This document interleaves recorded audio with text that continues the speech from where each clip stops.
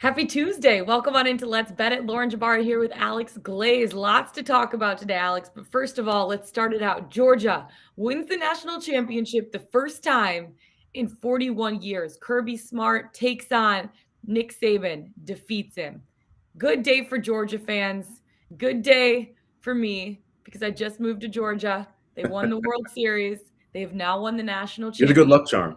Atlanta Hawks, you're up next. That's all I got to say. And then the last thing is they've also won the World Series and the national championship since you've moved away from Georgia. So I don't know Yeah. who is like the common denominator here, Are but you the good luck or was I like the bad luck? I mean, listen, you've been there long enough. You've heard about like no, because the Georgia sports curse hasn't been there since you arrived. yeah, All I heard about when I was there was so the Georgia sports curse was there long before I arrived in town. So I think maybe you are bringing the fresh air to Georgia. Maybe you're the good luck charm. or maybe you're the bad luck charm. I mean, it could be 50-50, Alex. Like, you never know. You never know. It could be 50-50, but it was a good Yeah, day, maybe. a good betting day because you were on Georgia too last night, weren't you? I was on Georgia in every way possible. I had locked them in at -3 a week prior, and then when I went to 2.5, I was a little nervous, but I was like, if I'm on 3, I might as well be on 2.5. And then just through watching the show and listening to people talk about it, you and Jared, Jared, I pretty much convinced me to take money line as well, just because it's Mhm. like you're getting a little bit of a discount there. So -3, -2.5, and money line. So before you know it, I'm pretty heavily invested in Georgia, and it paid off in the end. That fourth quarter was crazy, That was a crazy crazy, fourth crazy fourth quarter. quarter. I know, honestly, and it sucked for Alabama seeing Jameson Williams go down like that. You Yeah, never want to see that with a non-contact injury. I wonder, how that game would have played out if he was in, and same with John Mechie at the same time. But Georgia was the better team, especially that second half. The defensive game on both sides was incredible. The fact that a touchdown wasn't scored until like 3 minutes left in the third quarter for any team. It insane. just shows. I mean, just watching those defenses, they're so freaking fast. It's like the second running back has a ball, they have three guys on him like this in a blink of an eye. It was so much fun to watch the defensive side of it. Offensively, I liked seeing a little bit I more think for points. both teams, the linebackers are faster than the corners. I think that's what I was Yes, seeing yesterday. Like Will Anderson, the dude is just like beast. he was everywhere. He was everywhere, and like N'Kobe Dean, just like the dude's just that big should not be able to move that fast. It's unbelievable. He's like, yeah, 340-pound man. I'm like, he could run faster than Or me. Jordan Davis, yeah, if we're running down like running backs, just I'm like, how is that even possible? But it was a really exciting game. Really great way to end it. Great fourth quarter, 30-point fourth quarter. Georgia takes it. They break the curse. They win the national championship for the first time in 41 years. Pretty special just seeing Kirby Smart talking after the game to Reese Davis. I loved that. It was like smiles on my face. Good for them. Congratulations to Georgia on winning the national championship game. Crazy to think that college football is over. Now the NFL is heading into postseason.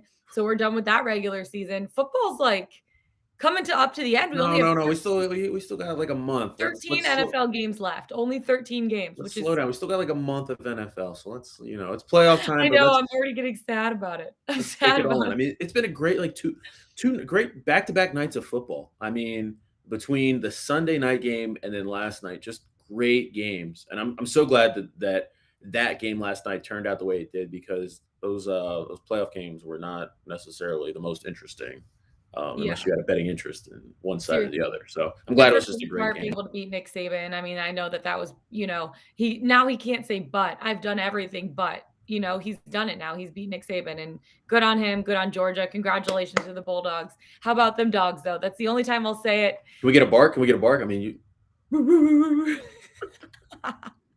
My dog is sitting right outside the door right now, and I hear him like kind of like scratching at the door. That's hilarious. Okay, lots to talk about today. Mostly basketball. We're gonna get into NBA, take it to the men, and then go down to the kids. College basketball with Dan Mm. Servodidio, Alex, as you would say, betting on the kids. We have some NHL Ice Picks. Then we can't end without our best bets of the day and our Pickswise 3-star play of the day.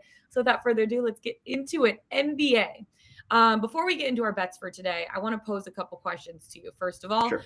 you see on Wednesday, right? The Nets worked out a deal with Kyrie Irving. He returned to play. He averaged, I think he had like 22 points in like 30 minutes or something. And then Sunday, Klay Thompson returning to the Warriors for the first time in 2 years. Just such a special moment for him. The fact that Draymond Green, although he wasn't playing in that game, came out just for like the first 2 seconds of the game to be able to share that moment with his teammate.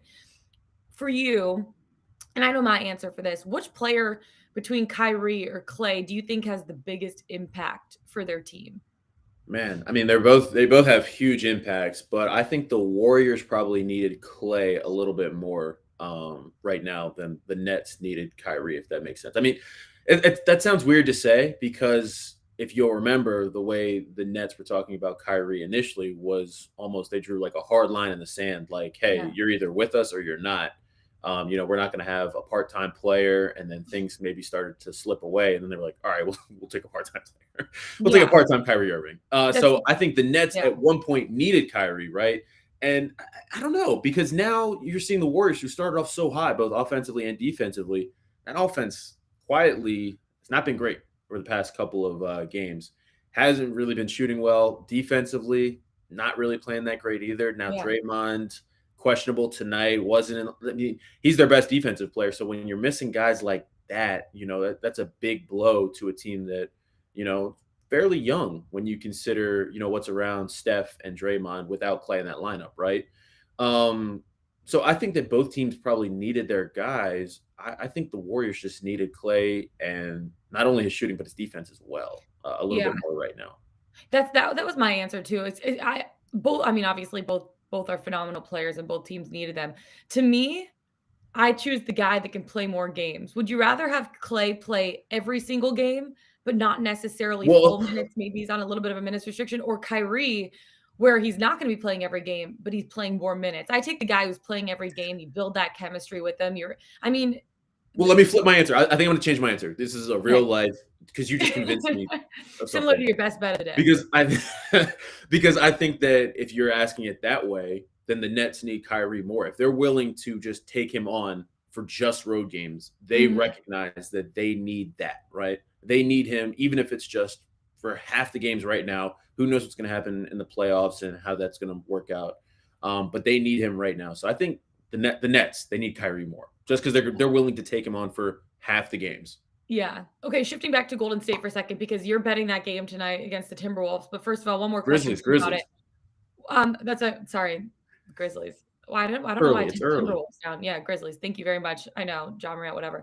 So going off of that, does Klay Thompson so Steph Curry right now is the MVP favorite right now. Does Klay Thompson being back in the lineup free him up from some of those double teams, or will Steph have to kind of take a step back so Klay can return to his all-star former level? No, no, I don't think so. I think this does nothing but help the Warriors, and that helps Steph, right? That takes some of the Mhm. pressure off of Steph because now he's got somebody. Looney has been great. Yeah. Poole has been great, but now they're not Klay Thompson, right? Like he's got his splash brother back, so that definitely is going to help free him up so that he can do what he does. He's been playing at that MVP caliber level, and this is going to do nothing but help the Warriors, which is going to do nothing but help Steph open things up for him too. Golden State traveling to Memphis tonight. Warriors Mm, going for their second consecutive win, but the Grizzlies going for mm. their 10th straight win tonight. Did you They see that won block the 6 other of night? their last 8 at home. Did you see that Pretty block the other night from Ja in Yeah. LA? Oh, yeah. Of course. That was like right now, the Grizzlies are rolling. They're doing something right. Draymond Green also, like you said, is listed as questionable, so you're on the Grizzlies tonight. Yeah, I like the Grizzlies and the points. They've won 9 straight, and I believe 6 of their last 8 home games. And this is just I don't think this is a great spot for the Warriors. I think there is something to an emotional letdown almost, right? Like Yeah. Sunday night was such an emotional night for the Warriors and for Clay. And obviously, they got the win and he had a great night. But now they're going on the road where they haven't been great. Three and Yeah. six ATS on the road in the past month. Draymond questionable too, their best defensive player. The Warriors, they're just not really playing great basketball right now, and the Grizzlies could not be hotter. So I'm going to take the home team. I'm going to take the points tonight. I mean, 2 points might not seem like a lot, but I'm going to take the points. Yeah, there's only 6 games on the slate tonight. I'm looking right now. The Pistons are taking on the Bulls. Obviously, I think the Bulls are gonna roll against the Pistons in that game. We have a Suns-Raptors game. Raptors have been red hot recently, and the Suns are also a solid team. What do you expect there? I expect to be in bed. I'm gonna be sleeping. But no, I really the Raptors have been like quietly really good. like quietly really good. But I like the Suns in that spot. I just think that the Suns are one of, if not the best, one of the best teams in basketball. I don't want to say the best, but one of the best teams in basketball. They get it done on both ends of the floor. So I'd probably lay the points with the Suns tonight, but that's probably not going to make it on my card. I think I'm just going to stick with the Grizzlies tonight, the NBA. You go, I expect to be in bed. Dude, the game's at 7:30. It's Oh, I thought it was Eastern the late game. It was 7:30. No, I won't be in bed at If 7:30. I thought you're it in was the bed at late game. 7:30, I'm like, you gotta check yourself for a second. No. 7:30. I'll be up. I'll be up at 7:30. So we'll just watch and enjoy that one. I hear Suns, and everything just tells me 10:30. Like this, for whatever reason, the Suns in my brain don't tip off before 10:30 p.m. ever. You go, I'll be in bed. I'm like, I'll be eating dinner around that time. So you know what? It's okay. All right, let's take it from the boys or the men to the boys. I know that doesn't work, does it? Boys to men, Boys to men, men to boys. Men to boys. Going into college basketball, it's bringing Dan Servodidio, the lead college basketball analyst for Fantasy Alarm. Dan, happy Tuesday. Good to see you. How are you doing? I'm doing great. How are you guys doing? Appreciate you bringing me on as always here. What's up, Dan? Of course. We love having you on. Did you watch the national championship game last night at all? Of course. Yeah. Watched every second of it. Yeah, I'm going to try to walk on here like Stetson Bennett and bring some success to you guys. So we'll see if I can do the same. I love it. There's a lot of really good games on the slate tonight. But before we get into that, I want to ask, who is your favorite like dark horse value team to win the championship this season at this point? Yeah, there's a couple teams that have kind of struggled lately that the value is picking up here. I think one, and they're playing tonight, and we'll get to that game in a second, but Alabama is lost a few games lately, and I think there's starting, this is a team that could have made the Final Four last year. They lost a couple key pieces, but I still think they have the talent to make a run. They could still win the SEC conference. I just think that maybe Vegas is pushed them down the odds a little bit because they've lost a couple games and the SEC is loaded. But speaking of Alabama playing last night, I just think their basketball team is pretty good too. Yeah, totally. Let's just get into that game then while we're talking about it. Yeah. Right now, Auburn at Bama. I kind of like Alabama in this spot, but we'll see what happens. Alex, are you on this game at all? Yeah, that's probably my favorite college game tonight. Probably the only game I'm gonna play. I like Auburn getting the points. I know, Dan, you do too. These are two offenses that can score. They rank top 15 in points per game, averaging both over 80 points. But I just think that Auburn's defense is going to be the difference tonight. 15th in defensive efficiency. Alabama 185th.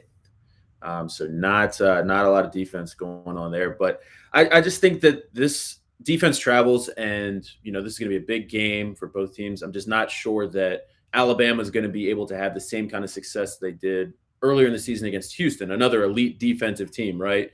I think they shot over 50% from the floor. They're going to need that kind of night, and in that game, they only won by 1 point.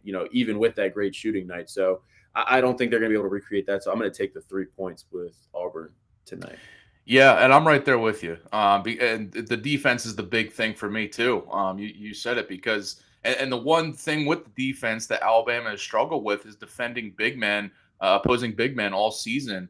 They have a talented 7-footer, Charles Bediako, but he tends to get in foul trouble. He's a young guy, just undisciplined in that area. And then behind him, once he's out of the game or playing with multiple fouls, they have undersized front court depth. Outside of that, so opposing bigs have really had success, and Auburn has two really good ones. Walker Kessler, a true 7-footer transfer, and just having a ton of success now with Auburn. And then a freshman stud, Jabari Smith, who's going to be a top NBA pick. And both of them just working in tandem. Jabari Smith sometimes doesn't have as good of a game as Walker Kessler, but he's going to be the better pro, which is crazy to me. And they also have talent all over the backcourt there too. But so I'm right with you with Auburn. I think they just have the front court to expose that weakness, and it's why Alabama has struggled against some teams this year. They do have a couple good wins. I can't deny that, but just some of these losses, like they just lost to Missouri over the weekend. Just a questionable losses there, and I think Auburn is good. You said it. The defense can travel, and this is going to be. I'm really interested why this line. I mean, obviously Vegas knows more than us, but why Auburn is underdogs here. It just seems like the wrong team is favored here, so I'll take the points. So That's what happens in college basketball. These the home court advantage, because it's going to be a big game in Alabama, right? Like this is going to be a big game tonight. I mean, it's going to be a crazy environment. But you were talking about dark horses. I thought you were going to mention Auburn, because I think they're one of my dark horses. I think FanDuel has them at plus 2,800 right now to win this. Oh wow! They're one of the better teams. Yeah, I didn't think their odds were that low. Like, I do like Auburn too, but I just thought they were maybe among the the top tier of the betting odds. I missed that one. Ninth best odds. So I'm flip-flopping now. I'm taking the points with Auburn, and I was just looking up another stat about them. The Tide failed to cover the spread in their last 6 games as a favorite. Auburn, though, covered 9 of 11 overall. So that's pretty good. I like Auburn in the points in this one. Dan, running through some of your bets. You're on quite a few games tonight. Run through a few of them with us. You like Baylor laying the points, 12? Yeah, that'll be a good game. Texas Tech going to Baylor. Texas Tech is an interesting team right now. I think this is a possible letdown spot for them because they just upset Kansas at home over the weekend. They gave a lot of effort in that game. Exactly. And this is still a team which, we're waiting on news, but they might be without two of their 2 best players, Kevin McCullough and Terrence Shannon Jr., who've been out the last couple and probably out again tonight. And even though they beat Kansas with them out, I just see some regression coming here. Just a ton of inexperienced players now stepping into bigger roles. And I think, facing another top-tier team like Baylor on the road in back-to-back games here is just a tough ask for this team. And Baylor has just been, we talked about them earlier with Jared and you, Lauren, earlier this year. And I mentioned that, I didn't think they were a true national championship contender, but they're changing my mind slowly because they just keep winning these games.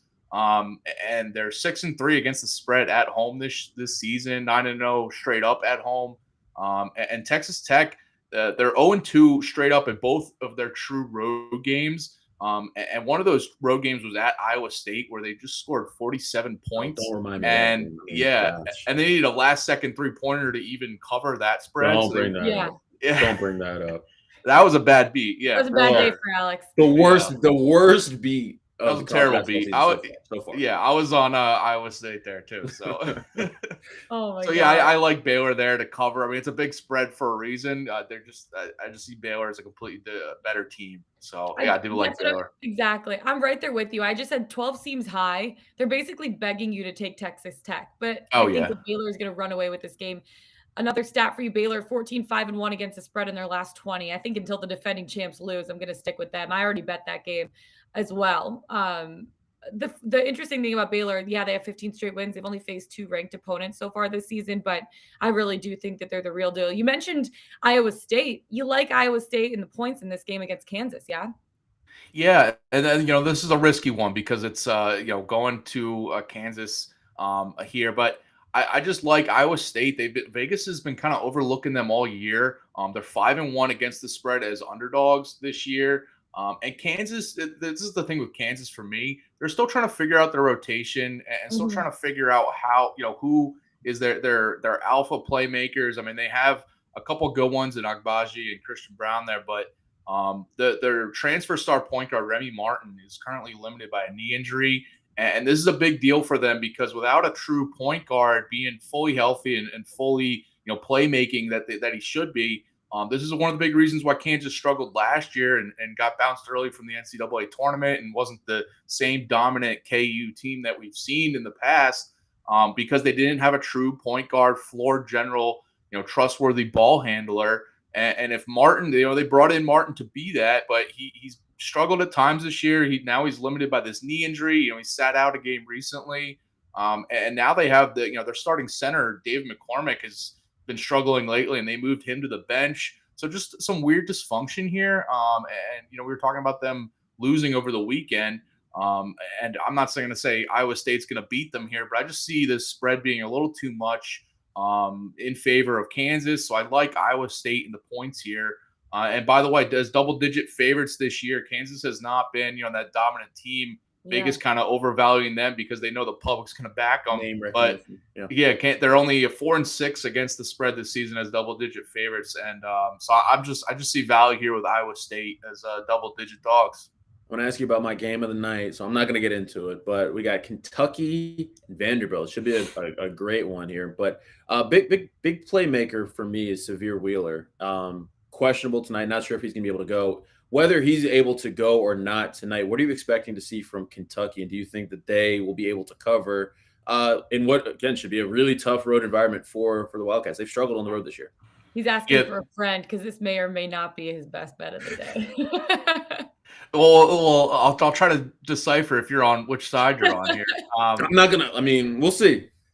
I will Kentucky. I'll talk about it later, but I like Kentucky. And I'm gonna lay the 7.5. Well, yeah, I was not to follow suit, but I am on Kentucky there as well. So it's interesting. So you said it's a road game, but so I've actually been to this environment, the stadium there at Vanderbilt, and I've seen Kentucky Vanderbilt game in the past. And it was about 75% Kentucky fans. So I don't know if it's going to be a true road game for them. And you mentioned Wheeler, questionable, but last game without him, this team was still really good. Having Ty Washington step up and actually set a school record for assists, stepping into a really good point guard role there. And this is a really good freshman. And Oscar Tshiebwe has been a dominant force in the middle. I just think that, when I compare this team, Vanderbilt's just a little too top heavy. They have Scottie Pippen Jr. there, but just outside of him, not much to really kind of compete with the top tier of the SEC like a Kentucky team. So I'm on Kentucky here. It's a little risky, obviously on the road you mentioned, but I just think it's maybe not a true road game as other environments might be. We got a question in the chat for you. Tony wants to know, do you have any thoughts on USC tonight? Ooh. Yeah, actually, that was one of my games that I was maybe planning on talking about here. I do like USC as the favorite there. I'm seeing 5.5. I like them to cover. And a big reason, we were kind of talking about, games being canceled, but I think like USC is in a prime spot here because Stanford, this is their first game since before Christmas, actually, almost 3 weeks ago, due to some COVID postponements. And I just expect some rust, simply put.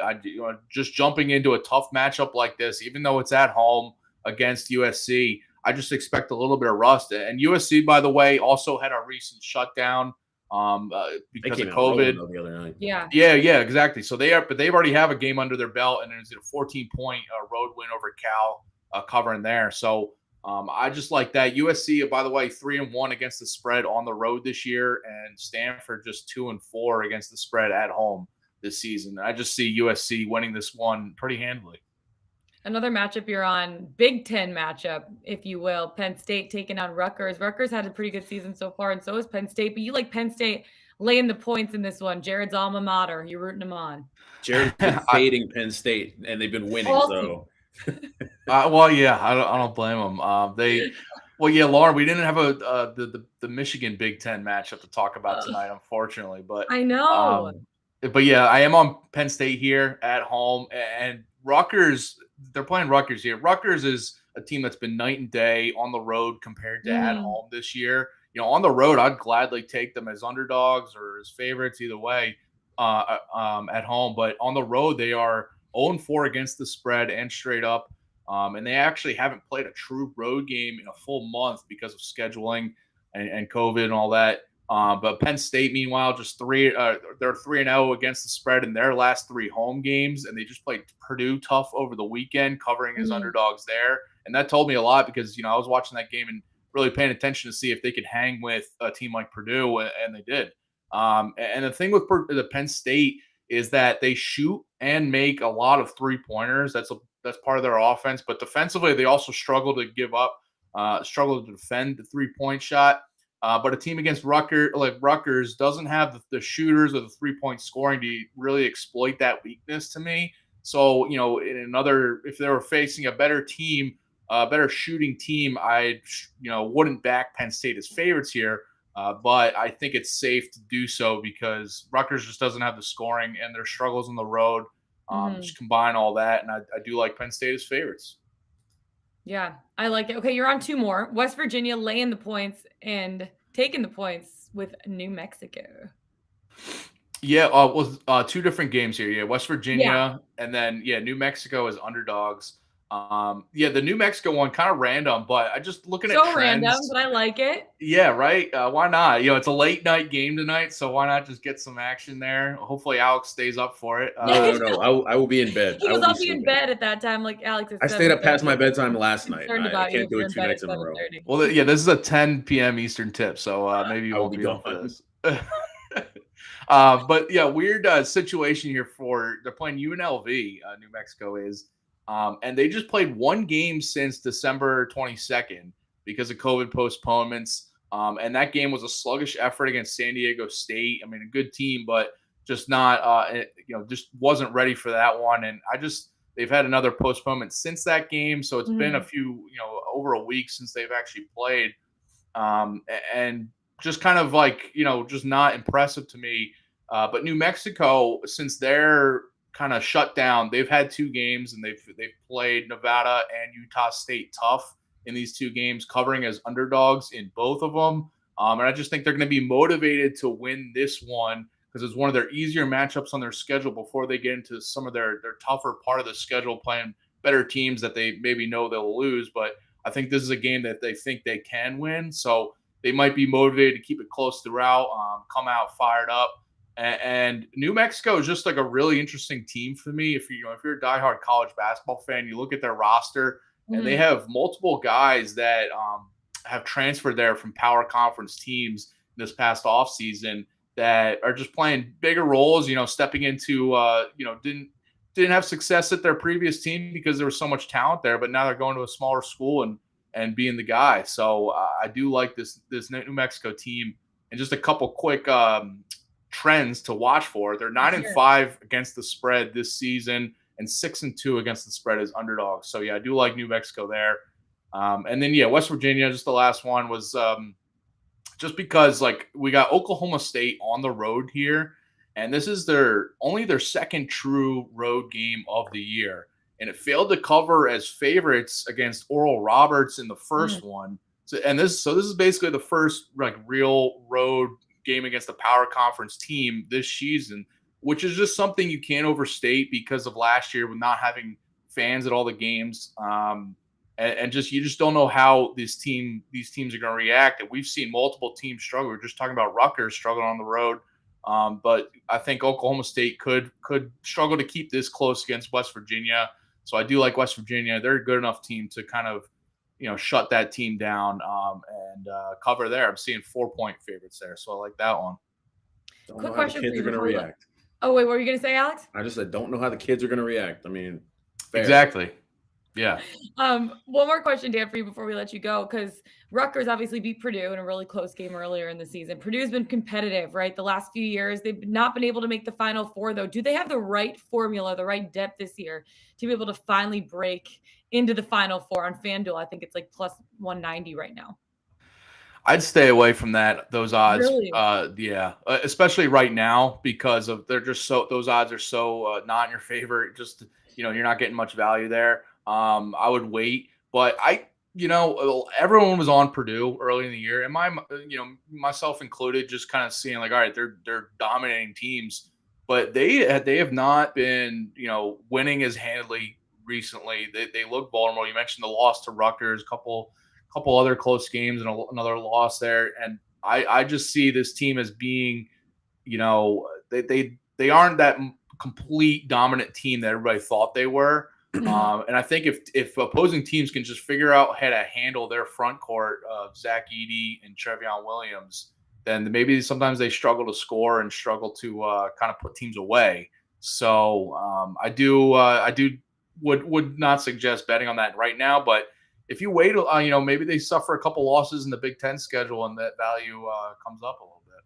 Yeah. Dan, appreciate it as always. Dan Servodidio, lead college basketball analyst for Fantasy Alarm. We'll see you probably next week, in a couple of weeks. We're having you on often now. I love it. No, appreciate it, Lauren and Alex. Thank you, guys. Have a good one. Alex, we're taking it from the kids to the ice. Everyone wants to talk about your ice picks in the chat. They just want to know what's wrong with the Wait, really? Oh, I mean, listen, that's all the people. The people are here for the ice picks. I got to give the people what they want. One thing to touch on before we give out some picks: Bruins getting their their storied goalie, basically, Tuukka Rask. He's back in the net. He got labrum surgery on his hip back in July. He hasn't been in. We got a question. Do they like him still? I mean, Yeah. I mean, Of okay. course they do. Well, he just hasn't been in the season. He got surgery last year in July, so he hasn't even had a chance I know to. some fans were frustrated with him last year. But it's like anything. Like if a team's winning, there's no problems. If a team's losing, you look for reasons of why they're losing, right? And at the same time, like you can't always put everything on the goalie. But again, he needed to have hip labrum surgery, so who knows? Maybe he comes back. Sounds painful. Whatever. We had a question in the chat yesterday when Jared and I were doing the show if he can make an immediate impact, or if it's going to take a few games for him to get his bearings and get his legs underneath him, get ready to go. I think. Personally, it's going to take a minute for him to get his bearings. He was supposed to go and play with the Providence Bruins in the AHL. I was going to say, those games are postponed because of COVID, so he's not able to do that. So guess what? He's getting called right up to the NHL level. Oh gosh, hasn't played since last season. Got surgery in July. I think it's important for him to get playing time, for him to be able to kind of get his legs underneath him. That puck moves a little bit faster than you remember. Yeah, seriously though. But if the Bruins are looking for maybe an easier NHL game to throw them into. They have a game tomorrow against the Canadiens. Montreal's averaging the NHL worst 2.12 goals per game. So I think that this could be one of those games where maybe they put him in, test out the waters a little bit because they are one of the worst teams in the NHL right now. So that could be a game to get his legs underneath him. It is a bummer he wasn't able to get a few minutes with Providence because those games were postponed. But I'm excited to see him back, though. He is such a big part of their team. He's a veteran presence. And I think he is going to be solid between the pipes. I think it's going to take a couple games for him to get his legs back underneath him. Before I get into mine, do you want to give your pick? Because you are going. Yeah, let's do it because we got a comment in the chat from Brent. Actually, Lawrence Avalanche first. My Preds tonight. Go Preds. Go Preds. That's from Brent. All right. You're going to need to give your thoughts. We're on opposite sides of this game, too. So we're on opposite sides. But you're going to need to give your thoughts because I don't know how Brent's going to feel about me being on the Preds tonight. I'm with the Preds on the money line tonight. I just think this is a bad spot for the Avs. It'd be a bad spot for any team. Back-to-back games, and now you got to travel also. So travel and the back-to-back. An hour. Huge game in the division, so the Preds are going to be out for this. And the Avs are chasing the Preds, with them. I think Nashville's 48 points, I think, sitting at the top. So this is just a big game that they're going to be up for. Bad spot with the travel back-to-back. I think it's a bad spot for the Avs. So I'm going to roll with the Preds on the money line just for that reason. And this is my first time going against the Avs. I know, and I don't think it's going to work out well for you, my friend, because the Avs have been exceptionally strong in the second half of back-to-backs this season. Both teams, with though. The travel, though? Yeah, with travel. And all the back-to-backs. I don't think they've lost a second half of a back-to-back all season, to be honest with you. I'll have to check that. Don't quote me on that. But both teams have gone 11-1-1 in their last 13. The Avs, though, on an absolute tear, especially at home. They've won 12 straight at home, which is pretty incredible. The Preds have their fourth straight win. They had got it against the Coyotes. Saros, who's their netminder, 19-9-1. He's allowing 2.21 goals against this season. That's pretty stinking good. But the last meeting with the Preds won 5-2 back in December. They were dealing with some COVID issues. That was, an incredible basically story for the Preds in that game because they were missing like half of their team in that one. That was one of Nashville's 11 wins in their last 13 games. But the Avs have been incredible. They've impressed on the second half of back-to-backs. Nashville's only won one of the last 5 home games against the Avs, and the Avs have won 4 of the last 5 overall against Nashville as well. They're getting goals from everyone right now. Gabe Landeskog, he had 2 positive COVID tests. Their Avs captain, he's not going to be in this game. I'm not worried about it because they have the likes of Nazem Kadri. The entire blue line. Cale Makar, I think, is averaging Cale Makar has 30 goals on the season or something. It's unbelievable. He's killing it from the blue line. And I just think that, the effort that they're getting defensively, then the effort that they're getting offensively from their defensemen, plus the offense, it's just, they're unstoppable right now. I think the Avs are going to pull it out. I'm taking the Avs 3-way money line in this one, and I like getting interesting trends I'm looking at right now because we got a question about the over. The total's gone over in 5 of Colorado's last 5 games on the road, and the Avs they're averaging 4.4 goals per game. It's and the total's also gone over in 6 of the Preds' last 7 games at home. So I like the over in this spot. The over might be a good play tonight. Nashville 11-2 straight up in their last 13 games. In his last 13. Just saying. Well, so we'll see what happens. We'll Guess see. what? I know. Well, guess what? The Avs have gone 11-2 straight up in their last 13 games as well. So that kind of offsets it. So we're on opposite sides of this one. I like the Avs three-way money line. Get a little bit better value three-way money line. That means it has to finish in regulation plus 105. I would also bet the Avs money line. I just like getting it at plus value a little bit better. So another game I'm looking at tonight, the Maple Leafs at Vegas. They're going into T-Mobile Arena, one of the most fun arenas. Funnest? Is funnest a word? I don't even know. You just made it a word. One of the most fun arenas that I've ever been to in my entire life. It is awesome. I like the Leafs, though. Three-way money line in this one at plus 135. Both teams coming off losses. The Leafs lost to the Avs. I think it was 3 nights ago. The Leafs had, in that game, had a 4-1 lead. They blew it. The Avs came back. They won 5-4 in overtime. It was incredible. That's what they've been doing. They've been coming back. Yes. They were down yesterday against the Kraken, too, and they came back and won. So how about the Mavs, though? But anyways, Vegas, surprising loss to the Blackhawks. Blackhawks not been very good this season, but good for Marc-Andre Fleury being able to come back, get that win against his former team. That was great for him. Maple Leafs, though, continue a long 6-game road trip. They're gone for a while. Jack Campbell, their goaltender, recording 1.99 goals against average for the season. That's incredible. I think he's one of the top in the entire league. 17-5-3 record this season. Vegas kind of slumping right now, 2-3 in their last 5 games. They have a small, very small 2-point lead atop the Pacific Division. Now the Leafs continue to pile on goals. They've had 4 more goals in 5 consecutive games. They've won 4 of the last 5. Their only loss was to the Avs when they blew it and lost in overtime. The Golden Knights have only won 3 of their last 7 games. In Toronto, Jack Campbell's been phenomenal. He's only conceded 12 goals in the last 5. He leads the NHL in quite a few categories. I just think the Leafs are going to be able to pull this one off on the road. Three-way money line plus 135. Game 2 for them of a 6-game road trip. So their legs are still fresh and they're not feeling that hangover lag of being on the road for 2 straight weeks. So I like the Leafs in this spot. Okay. How do you feel about it? Do you feel good about it? About your Leafs? Yeah, I mean, listen. I mean, you're the Ice Queen. I'm never gonna go against your picks. Yeah, you are. Except for Preds. Yeah, you are. Hello. We'll see how that works out for me, because usually it doesn't work out well. But we do have some love in the chat coming in from me.